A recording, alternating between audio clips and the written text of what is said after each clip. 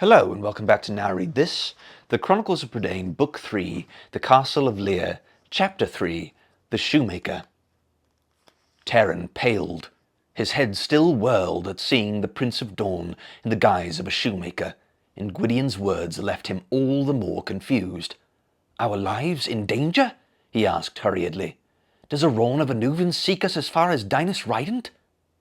Gwydion motioned for Gurgi to stand guard at the portal, and turned once more to Taran. "No," said Gwydion, with a quick shake of his head, though Aron's wrath has grown to fury since the Black Cauldron was destroyed. "The threat comes not from Anuvan." Taran frowned. "Who then? There is none in Dinas Rident who wishes us ill. You cannot mean that King Rudlam or Queen Teleria."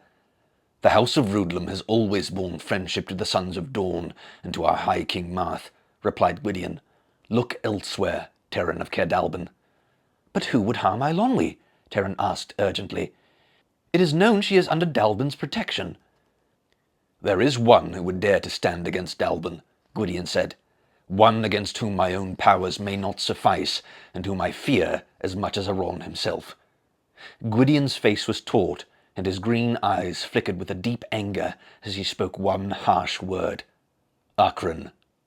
Taran's heart chilled. "No," he whispered. "No, that evil enchantress is dead." "So I too believed," Gwydion answered. "It is not true. Akron lives."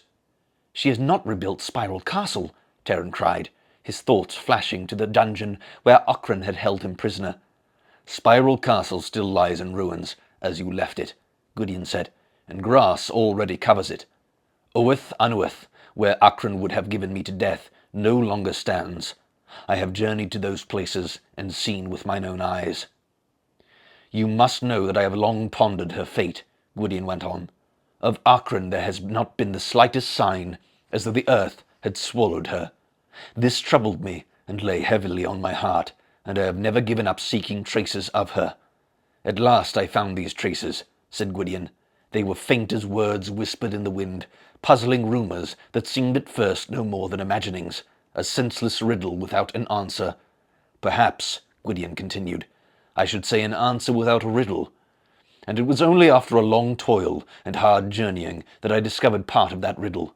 Alas, only a part." Gwydion's voice lowered. As he spoke, his hands did not cease carving and shaping the unfinished sandal. "What I have learned is this. After Spiral Castle fell, Akron vanished. At first I believed she had sought refuge in the realm of Anuvan, for she had lived long as a consort of Aron. Indeed, it was Akron who gave Aron his power in the days when she herself ruled Prydain. But she did not go to Anuvan. Since she had let the sword Dernwyn slip from her hands and failed to take my life, it may be that she feared Aron's wrath.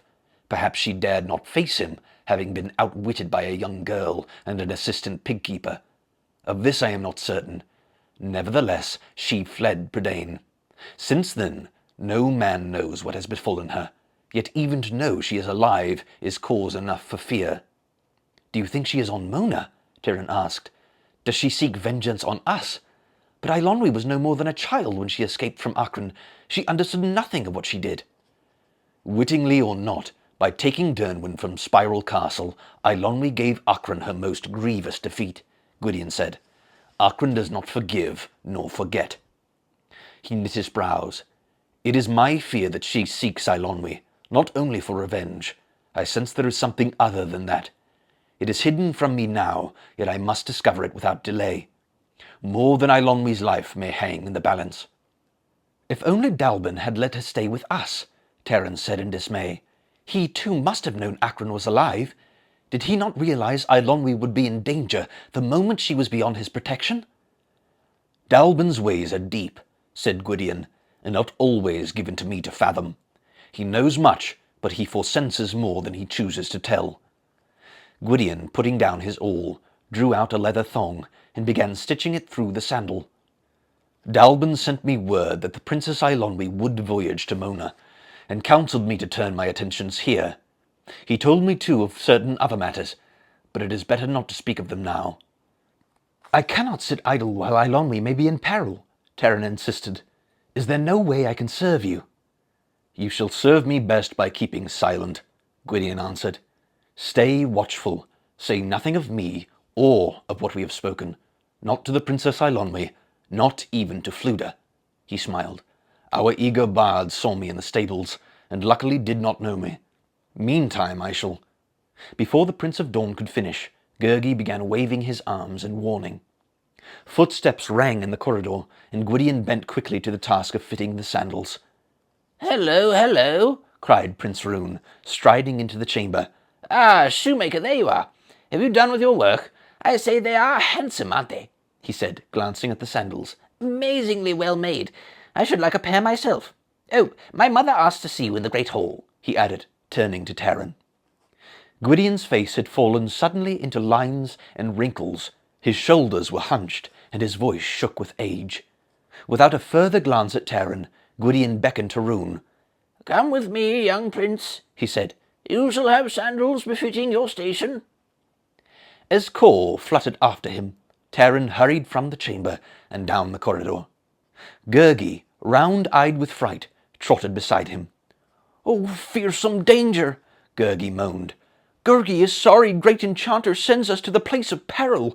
Gurgi wants to hide his poor tender head under kindly straw at Caerdalban." Taran warned him to silence. "Eilonwy is surely in more danger than we are," he whispered, hastening toward the great hall. "I don't like the thought of Oghran turning up again any more than you do, but Gwydion is here to protect Eilonwy, and so are we." "Yes, yes," cried Gurgi. "Brave, loyal Gurgi will guard golden-headed princess too. Oh yes, and she will be safe with him. But," he snuffled, "he still longs to be in Caerdalban." "Take heart, my friend," Taran said. He smiled and put a hand on Gurgi's trembling shoulder. "We companions shall see no ill befalls any of us. But remember, not a word that Gwydion is here. He has his own plans, and we must do nothing to betray them." "Gurgi will be silent," Gurgi cried, clapping his hands to his mouth. "Oh yes, but mind," he added, shaking a finger at Cor, "that gossipy black bird does not tell with talkings and squawkings." "Silence!" Cor croaked, bobbing his head. "Secrets!" In the high-ceilinged great hall, with its flagstones that seemed to cover a space as large as the orchard at Caerdalban, Taran caught sight of Eilonwy amid a group of court ladies. Some of Eilonwy's age were listening delightedly to the princess. The rest, all of whom looked much like Queen Teleria, were frowning or whispering behind their hands.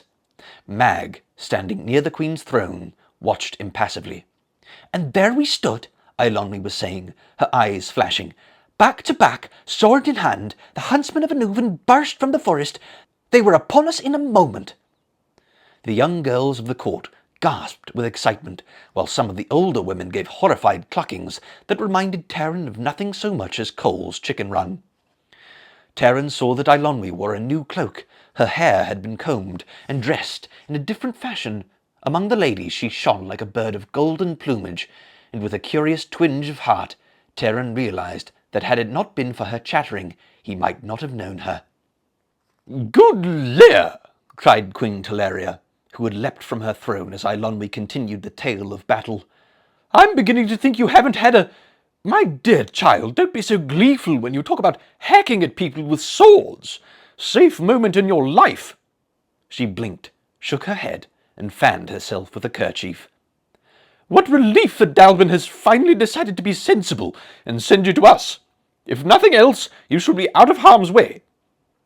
Taran caught his breath, and it took all his strength to force himself not to shout Gwydion's warning aloud. "Ah, there you are," Queen Teleria called, spying Taran. "I had thought to speak to you about... That's right, young man, step up, briskly bow a little more deeply if you can, and good Llyr, don't scowl so. The royal feast tonight. You shall be pleased to know that in honour of all of you, we're planning to invite a perfectly wonderful bard, who claims to be a bard, that is, and who claims, by the way, to know you." "The self-styled bard," said Mag with ill-concealed distaste at the mention of Fflewddur, "has already been commanded to present himself at the feast." "Therefore, in the matter of new garments," Teleria went on, "you had better go with Mag immediately and find some." "That has been seen to as well, Lady Teleria," murmured the chief steward, handing Taran a neatly folded cloak and jacket.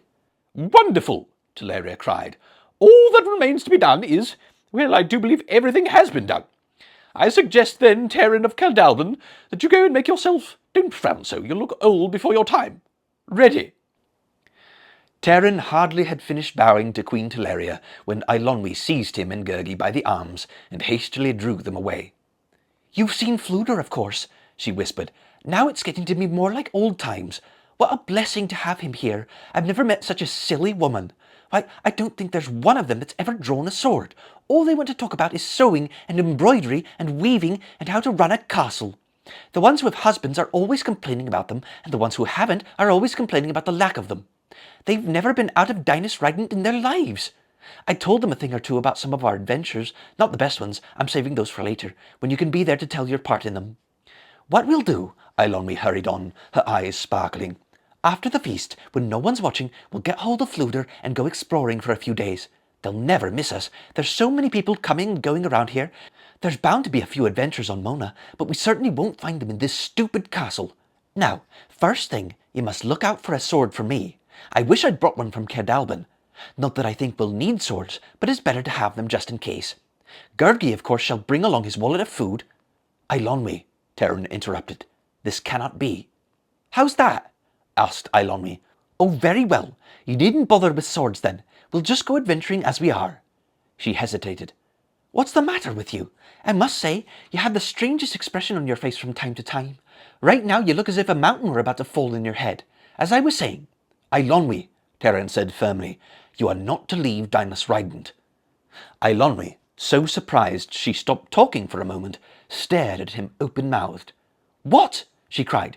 "What did you say? Not leave the castle? Terran of Cerdalban, I think the salt air must have pickled your wits." "Listen to me," Terran said gravely, searching his mind for some means to warn the startled girl without revealing Gwydion's secret. "Dinas Rident is unfamiliar to us. We know nothing of Mona. There may be dangers that we—" "Dangers?" cried Eilonwy. "You can be sure of that, and the biggest is that I'll be bored to tears. Don't think for an instant I mean to wear out my days in this castle. You of all people tell me I'm not going adventuring. What really is the matter with you? I'm ready to believe you dropped your courage over the side of ruined ship, along with the anchor stone." "It is not a question of courage," Terran began. "It is the better part of wisdom to—" "Now you're talking about wisdom?" Eilonwy cried. "Before, that was the last thing in the world you thought about." "This is different," Terran said. "Can you not understand?" He pleaded, though he saw clearly from Eilonwy's face that his words made no sense to her. For an instant he was tempted to blurt out the truth. Instead he took the girl by the shoulders. "You are not to set foot outside this place," he ordered angrily. "And if I think you have any idea of doing so, I shall ask King Rudlum to set a guard over you." "What?" cried Eilonwy. "How dare you?" Tears suddenly filled her eyes. "Yes, I do understand. You're glad I've been sent to this wretched island and these clutching hens. You couldn't wait for a chance to be rid of me. You actually want me to stay here and be lost in this dreadful place. That's worse than putting someone's head in a sack of feathers." Sobbing, Eilonwy stamped her foot. "Terran of Cerdalban, I'm not speaking to you any more." Hey, you want to buy something? You can check the description for my books and audiobooks. Thank you so much for watching, and don't forget to like and subscribe for more content.